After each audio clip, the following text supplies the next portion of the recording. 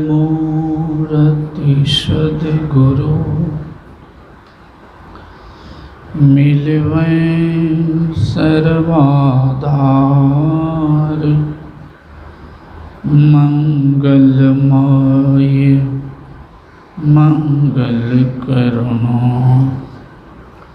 बिनबो बारंबार।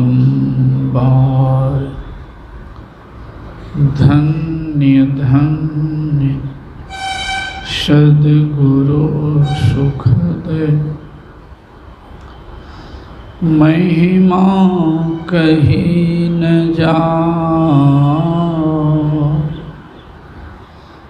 जो कछु कहूँ तुम्हारी कृपा, मोते कछु न बसाए। जो कछु कहूँ तुम्हारी कृपा, मोते कछु न बसा। बोलिए प्रेम से श्री सद्गुरु।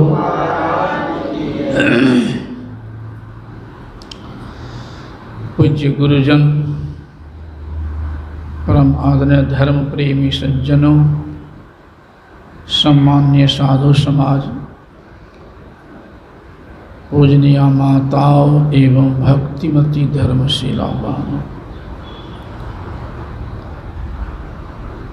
अभी सुन चुके हम लोग पाठ में कर्म के संबंध। यह प्रसंग बड़ा रहस्यमयी है।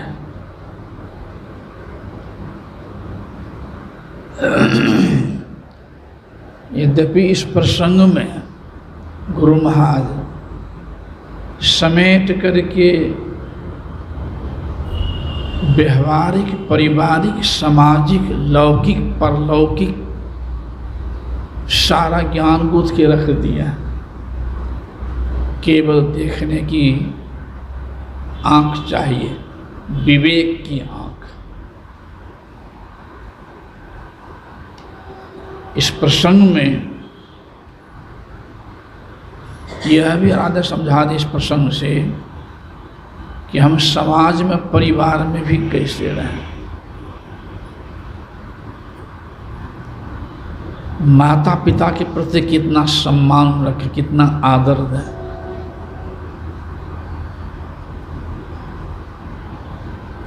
और एक भाई भाई का क्या कर्तव्य होता है, भाई भाई के प्रति, सो भी आ गया है।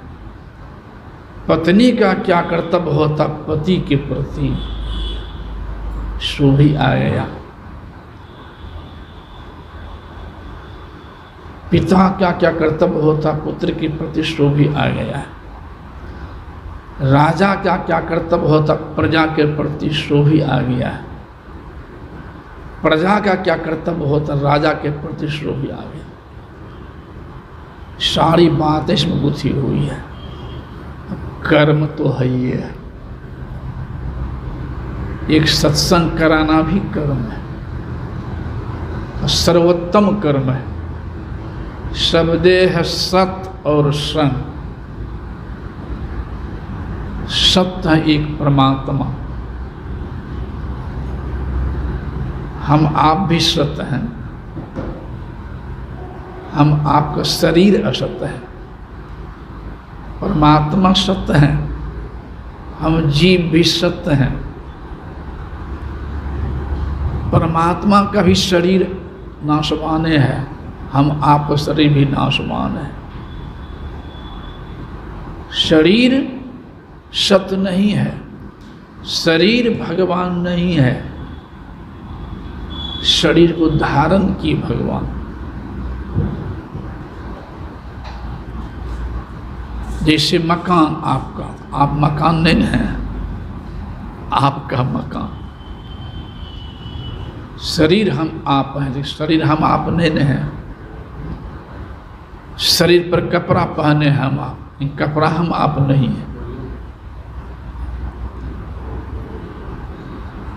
मूर्ति में प्रभु हैं लेकिन मूर्ति प्रभु नहीं है। आंख दिखती है ना कि हो, आंख दिखता है ना? नहीं, आंख नहीं दिखती है, आंख से दिखते हैं। आंख नहीं दिखती है, आंख से दिखते हैं। कान नहीं सुनता है, कान से सुनते हैं। और आंख देख लेती तो कितने आदमी सोए में गहरी नींद में आंख खुली है तो देख लेते। इसे सिद्ध हुआ कि आंख नहीं देखती है, आंख से देखते हैं।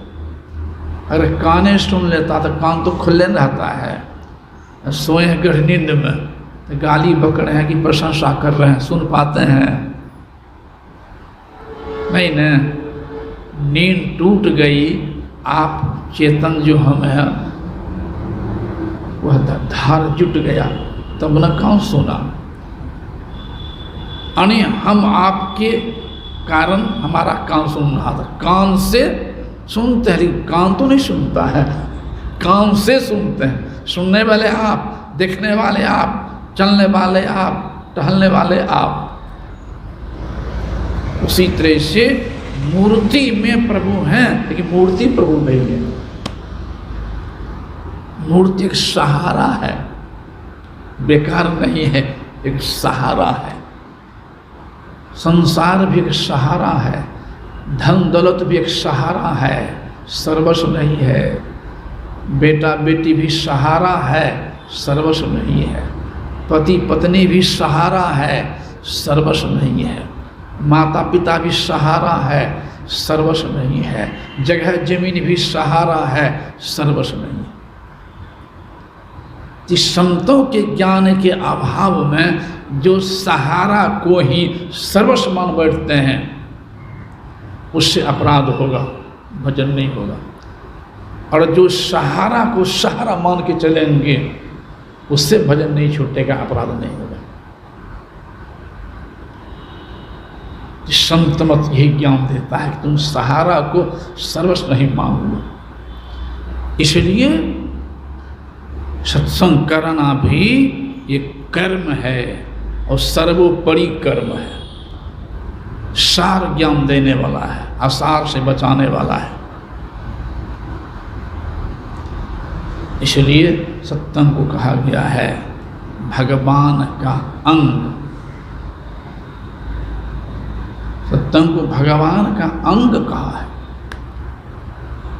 देहि सत्संग निज अंग, श्री रंग भव भंग शरण शोक हारी। इसीलिए संत पलटू साहब हुए हैं जिनको जलती आग फेंक दिया था दुष्टों ने, और टहल रहे हैं बाजार में। उन्होंने कहा अपनी वाणी में, पूरब पुण्य प्रगट भय, यानी पहले का पुण्य, पूरब पुण्य प्रगट भय, तब सत्संग में आई पड़ी, सौभाग्य जगे तब संत मिले, वही शुभ दिन और शुभ घड़ी। ये संत पलटू साहब ने कहा। संत कबीर साहब ने कहा, तीर्थ गए से एक फल, और साधु मिले फल चार। अनायास तीर्थ गए से एक फल, साधु मिले फल चार, और सतगुरु मिले तो अनेक फल, कहे कबीर विचार। ऐसे ने जो या सो कह दे सो नहीं, कहे कबीर विचार। इसलिए स्वयं भगवान शंकर भी सत्संग किए हैं। इतना बड़ा महत्व है। भगवान शंकर भी सत्संग किए हैं। एक बार त्रेता जुग माही, शंभु गए कुंभज ऋषि पाही, संग सती जग जननी भवानी, पूजे ऋषि अखिलेश्वर जानी। राम कथा मुनि वर्य बखानी और सुनी महेश परम सुख माने। और की बात तो छोड़िए, भगवान शंकर भी सती समेत गए सत्संग सुनने के लिए संत कुंभज के पास। भगवान शंकर को माने और उनकी बात को मानवे न करें तो कल्याण होगा। माता पिता को माने, उनकी बात मानवे न करें कल्याण होगा। भगवान कृष्ण को माने, उनकी बात मानवे न करें कल्याण होगा। भगवान राम को माने, उनकी बात मानवे न करें कल्याण होगा। भगवान राम भी के सामने चर्चा ऋषि आए हुए हैं और हाथ जोड़ कह रहे, आज धन्य मैं सुनहु मुनीसा, तुम्हारे दरस जाय अगखीसा, बड़े भाग पाइए सत्संगा, बिनहि प्रयास होई भवभंगा। ये भगवान राम का है। भगवान कृष्ण अर्जुन से कहे, बैठो रथ पर, मैं संत के दर्शन करके आ रहा हूं।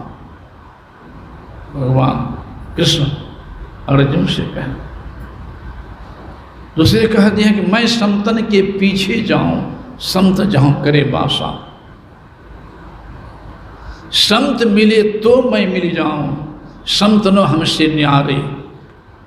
बिनु सत्संग मोहि नहीं पावे, कोटि जतन करी हारे।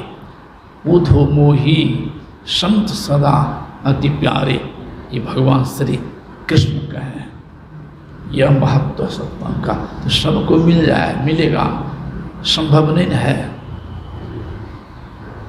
सोना को दुकान में जाने के लिए कुछ पूंजी चाहिए ना। सत्संग को कहा गया है सोना का दुकान। सोना दुकान में जाने पर अगर पूंजी नहीं हो तो नहीं ले पाएंगे। संत को ज्ञान सुनना ही सोना लेना है, क्योंकि संत के ज्ञान पे सोना ही जीवन को सोना बना सकता है।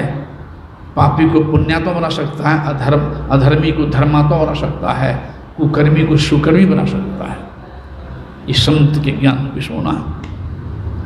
इस सत्संग को कहा है मन का भोजन। रोटी भात फल जो है ना, वो तन का शरीर का भोजन। सत्संग है मन का भोजन। रोटी भात है तन का भोजन और ध्यान है आत्मा का भोजन।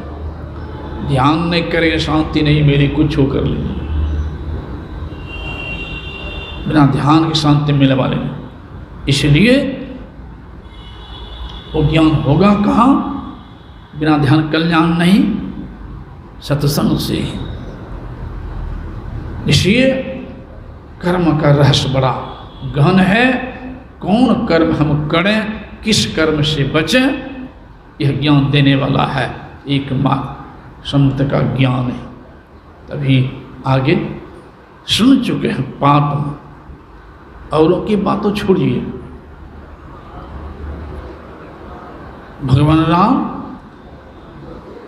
जंगल चले गए। कैसे, क्यों? पिता के वचन झूठ नहीं हो। जंगल गए, साथ में लक्ष्मण भी गए। ये प्रसंग बहुत लंबा है, समय कम है, इसलिए मैं विशेष नहीं जाऊंगा। संक्षिप्त में थोड़ा सा कह रहा। सुनने वाले की थोड़े से बहुत हो जाता है, नहीं तो बहुत सुनने पर भी उतना लाभ लोग नहीं ले पाते हैं।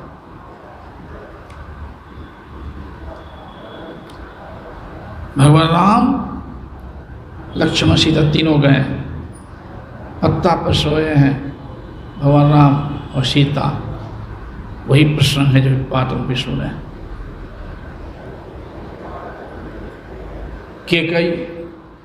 केकई वरदान मांग ली थी दशरथ जी से, वरदान कि मुझे 2 वरदान चाहिए। इसमें एक भरत के लिए राज और राम के लिए 14 वनवास। दशरथ जी ने कहा था कि मेरा राम राज के भूखे नहीं हैं, तुम दे दो भरत को, मेरा राम खुश होंगे। लेकिन राम के बिना नहीं बच पाऊँ, राम के बिना मुझे जान नहीं मारो।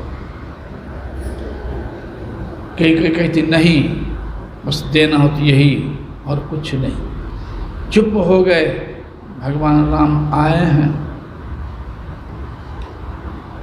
और पूछे हैं कैकई से कि पिताजी इतना दुखी क्यों? तो कैकई कही थी तुम्हारा मोह के चलते दुखी है। पिता तुमको नहीं कहेंगे, जाओ आज्ञा पालन करो। अब देखिए पुत्र कैसा होना चाहिए, दुनिया को नमूना दिए हैं। भगवान राम कह रहे हैं सुनु जननी सोई सुत बर भागी, जो पितु मातु बचन अनुरागी। कि हे माँ, धरती पर वही पुत्र बरभागी है जिस पुत्र को माता पिता की सेवा करने का सौभाग्य मिल जाए, और मुझे मिल रहा है। और सबसे बड़ी सेवा है आज्ञा पालन करना। तुम्हारी आज्ञा, पिताश्री की आज्ञा, ऐसा सौभाग्य कब मिलेगा? दोनों के पालन करने का मौका मिल रहा है, और जंगल में संत का दर्शन भी मुझे होगा, पापी का संहार भी करूंगा, भक्त की रक्षा भी करूंगा। मेरा तो सब तरह से कल्याण हो गया। आप देखिए कैसा कर, मेरा सब तरह से कल्याण। और चले भी गए। भगवान राम। भरत भी आए हैं, भाई कैसा होना चाहिए। भरत आए हैं तो भरत जी ये पता चला है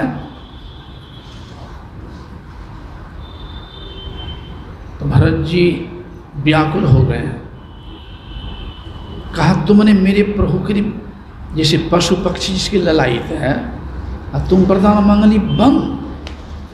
यह वरदान मांगते समय तुम्हारा मुंह में कीड़ा नहीं फरा, तुम्हारी जिह्वा नहीं गिर गई, तुम्हारा माथा नहीं फट गया, तुम्हारे कोख से विधाता मेरा जन्म क्यों दिया? अगर जन्म जीवित क्यों रखा?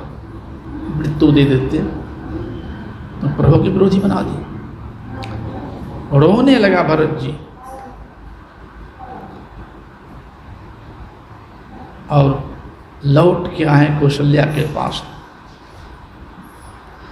कौशल्या दौड़ बैठी थी। भरत जी कहते हैं कि माँ मैं भरत आया हूँ। कौशल्या उठ के कहती है राम भरत आ गया तुम? बेटा मेरी बात कोई नहीं सुन रहा है, मुझे नींद नहीं आ रही है। राम के बिना पुत्र के प्रति कितना स्नेह होता है माँ का। माँ का क्या स्नेह होता है पुत्र के प्रति। माँ नालायक नहीं हो पाती है, पुत्र नालायक निकल जाए तो निकल जाए, लेकिन माँ नालायक नहीं हो पाती है। कौशल्या कहती है कि भरत मुझे नींद नहीं आ रही, मुझे कोई नहीं ले जा रहा, तुम पहुंचा दो, तुम राजा हो ना, आज्ञा दो सिपाही को पहुंचा देना वहीं जहाँ राम है। भरत जी कहते कि माँ मैं तुम्हारे गोद विशेष खेला हूँ, ये भरत तुम्हारा बेटा नहीं है, खाली बरके भैया राम भैया बेटा है। और आज तुम भरत पर भी संदेह कर ली, मेरा दुर्भाग्य है जो आज हम पर भी तुम शंका कर ली। मैं तुम्हें लौटा के वहाँ पहुँचाऊँगा नहीं, लेकिन प्रभु को लौटा के लाऊंगा। कहती असंभव है, असंभव। और चले गए भरत जी, चले गए। क्योंकि साथ में रहते, क्योंकि भी साथ हुई है। हम राम से मिले हैं। भगवान राम कहें कि भरत सुनो,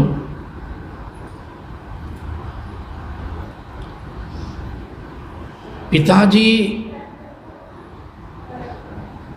केवल मुझे ही नहीं त्यागे हैं, अपना प्राण तक त्याग दिए हैं सत्य के लिए, वचन पालन के लिए। इसलिए भाई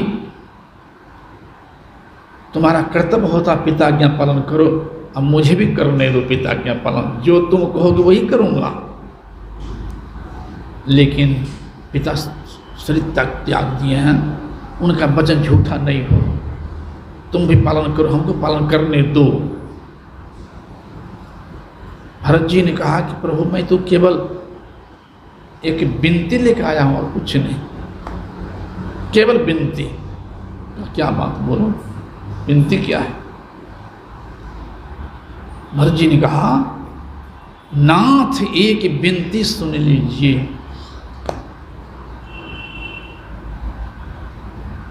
शहीद समाज सहित आए हुए हैं, तिलक साज करके, उचित हो तो कृपा करके वचन पूरा कीजिए, हम प्रार्थना स्वीकार कीजिए प्रार्थना को।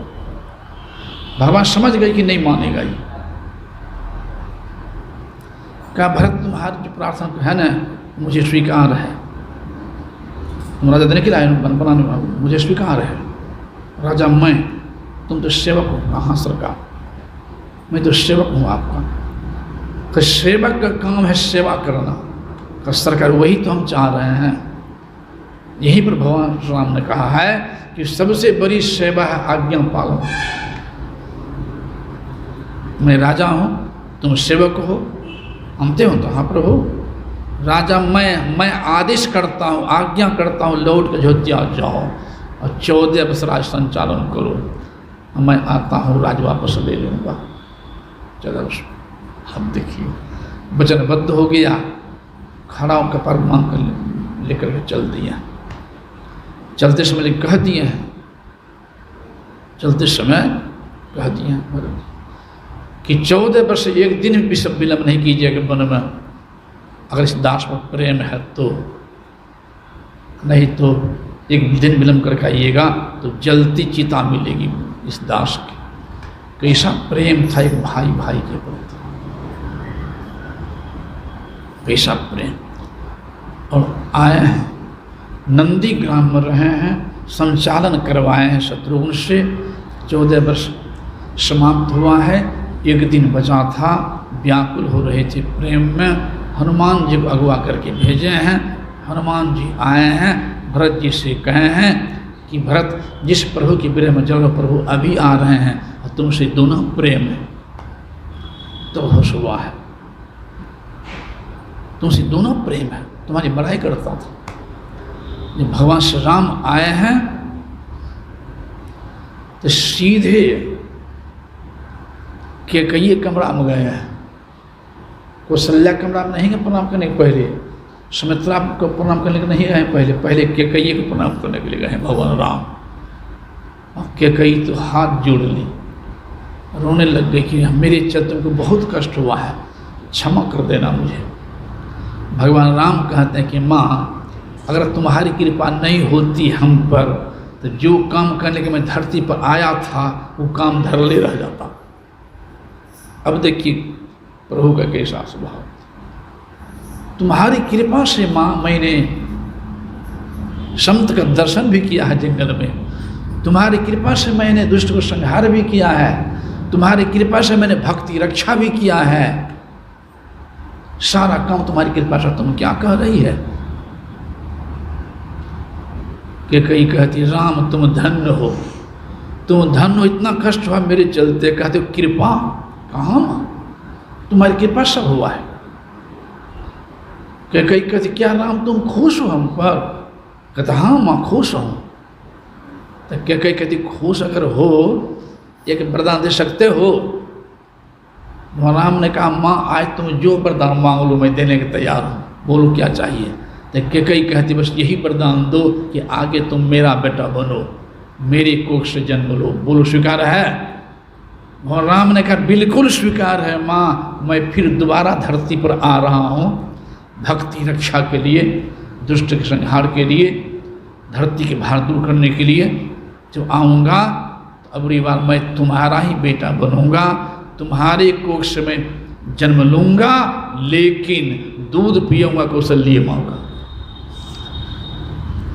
तुम्हारा बेटा तो बनूंगा लेकिन दूध पियूँ कौशल्य माँ का। वही भगवान श्री राम, वही भगवान श्री राम दूसरे कृष्ण अवतार में आए हैं और पहले बुद्धि लगा दिए हैं। वही कैकेयी देवकी बनी है और वही कौशल्या यशोदा मैया बनी है। भगवान पहले बुद्धि लगा दिए हैं, जैसे जगह अवतारे लिए जेल के अंदर में दूध पिए हैं देवकी के दूध नहीं पिए हैं, वहाँ कौशल्या में जो अवतार ने यशोदा रूप में वहाँ दूध पिए हैं। तो मेरे कहने का भाव यहाँ था, अपने पुत्र को राज देने के लिए अपनी बोरी गतनी के पुत्र को जंगल भेज दिए। अपन उनको कष्ट हुआ, कितना कष्ट हुआ कौशल्या को आगे सुना चुका हूँ। तो क्या देवकी को कम कष्ट हुआ है कि कहीं जो दूसरे रूप में आई है? जब भगवान श्री कृष्ण चले गए हैं यशोदा के यहाँ, अपार कष्ट हुआ है। यही है अपनी अपनी करनी और अपने अपने साथ, अपने अपने साथ करे जो आगे आवे। बाप के करनी बाप पुत्र के पूते पावे। जोरू के जोरू फले खसम के खसम को फलता। अपनी करनी श्वेत जीव सब पार उतरता। नेकी बदी है संग और न संगी कोई। सोचो बूझ विचार संग ये जई है दोई। पलटू करनी और के नहीं और के साथ है। अपनी अपनी करनी अपने अपने साथ। ऐसे महापुरुष भी संसार को दिखाए हैं कि देखो मैं भी भोगता हूँ कर्म को, तो तुम किस गिनती में हो, इसलिए अपना कर्म को सुधारो। तुम किस गिनती में हो, ये संसार को ज्ञान दिया। कुछ उपाय तो आगे कह दिए हैं। कर्म बंधा संसार बंधा वै आय के, और बंधा जमपुर जाए तो कर्म के फांस। कोई नहीं सके छोड़ाए रस्सा मोट है। अरे हारे पलट कुछ उपाय है तो हारे पलटू सतगुरु डारे काट तो नाम की डोर से। कैसा भी कर्म हो गया है, अगर सतगुरु शरण पकड़ ले, भजन करे, नाम डोर पकड़ ले, तो वो नाम जैसे कि पुआल जमा है दुनिया भर, एक काठी मार दीजिए जल करके सूखा पर समाप्त। उसी तरह से ध्यान योग से नष्ट होता है। दूसरा कोई बन ध्यान योग करने वाला कर्म मंडली को पार कर जाता है। और तो छोड़िए जिनका चित्त आराध्य चरणों में पढ़ाने का मौका मिला है, देखने का मौका मिला है। शेखिर के धाराराम में ही गुरु महाराज चौकट था, सीमेंटेड चौकट। मैं बर्तन मल रहा था, पूज्य महर्षि सिंह महाराज तेल लगा के चले गए अपने बासा पर। आचार्य श्री भी चले गए बासा पर, भैरतवा चले गए पानी लाने के लिए। और गुरु महाराज के लिए आराम लगा, कुछ टहलने लगेगा। गुरु महाराज दिखाई दुनिया को, चौकी पर से गिर गए तो दाढ़ी फट गई थी, माथा फट गया था। डॉक्टर को बुलाया गया, वहाँ कुछ नहीं, जैसे मस्ती से बैठे। सिलाई का आधा नशा कभी नहीं लिया, वैसे करो। वहाँ कुछ नहीं, सिलाई हो गई। भागलपुर ले गए वेदानंद झा के यहाँ, तो डॉक्टर चेक किया तो हड्डी क्रैक हो गया है। उस समय कहा ऐसे करना है, प्लास्टर होत नहीं करना है, नशा नहीं देना है।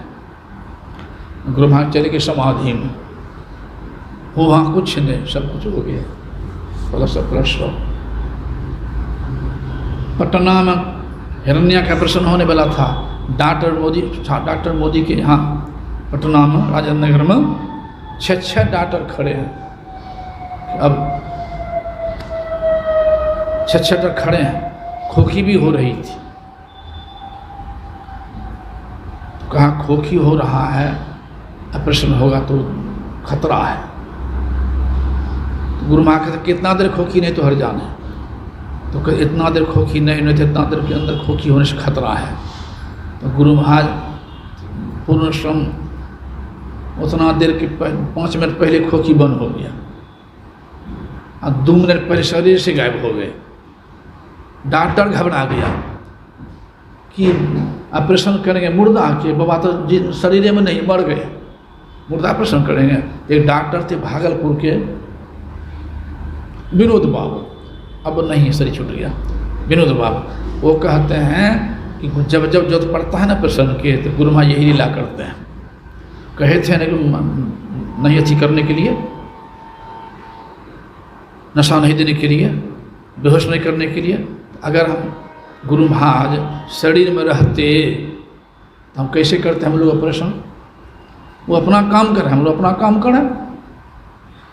उसी स्थिति ऑपरेशन भी हो गया, सिलाई सब जब हो गया तो गुरु महाराज शरीर में नहीं आ रहे थे। डॉक्टर घबरा गया कि लोग कहेंगे संत के हाथ, इतने बड़े डॉक्टर के हाथ से संत की मृत्यु हो गई। जब घबरा गए, देखे गुरु महाराज सब घबरा गया है, तब गुरु महाराज शरीर में आ गए, शरीर में आ गए। तो उस दिन से मैं देखा, जब गुरुदेव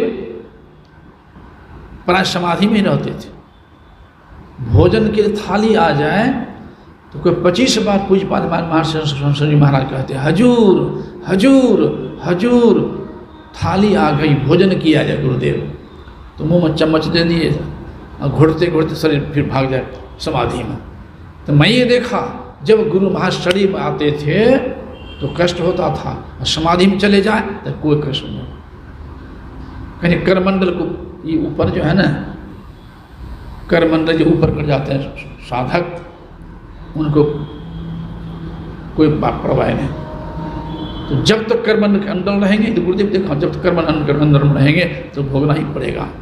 तो संत और भगवंत संसार को दिखाते हैं, यदि भी कर्मंडल से ऊपर है वो, लेकिन दिखाते हैं कि मैं भी कर्म भोगता हूँ, तुम किस गिनती में हो, इसलिए कर्म को सुधारो, अर्थात पवित्र कर्म करो।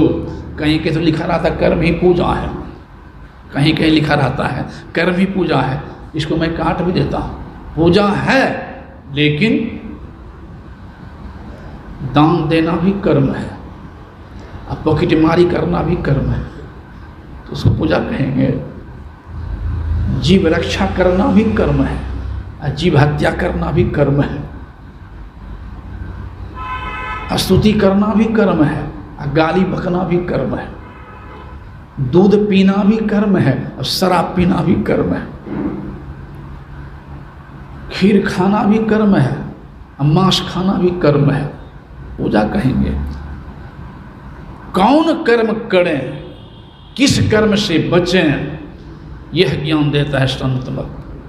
इसलिए बिनु सत्संग विवेक न होई, राम कृपा बिनु सुलभ न सोई।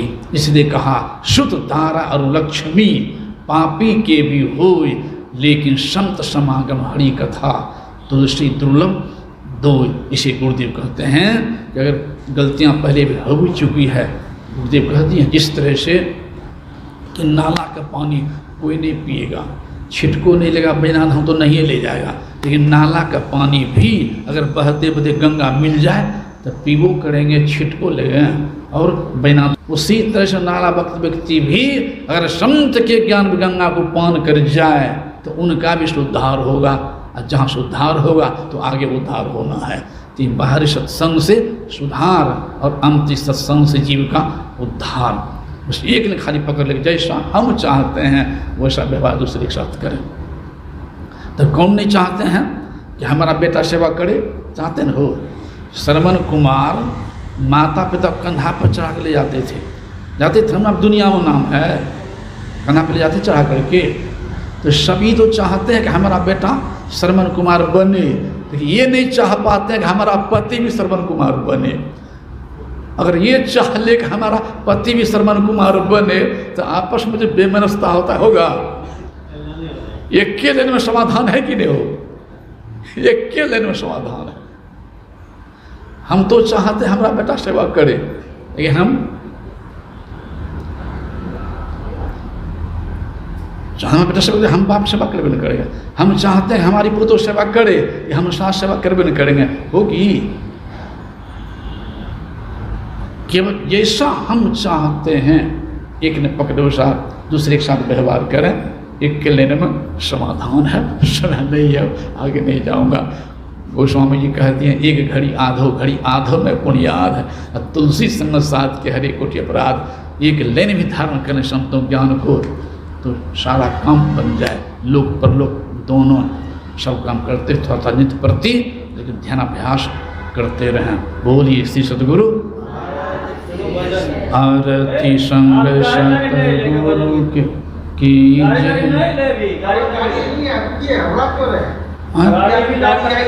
से 1.5 घंटा सीधे रास्ता है, 1.5 घंटा आराम से जाइए। बड़ा बेवकूफ है, गाड़ी भी नहीं है।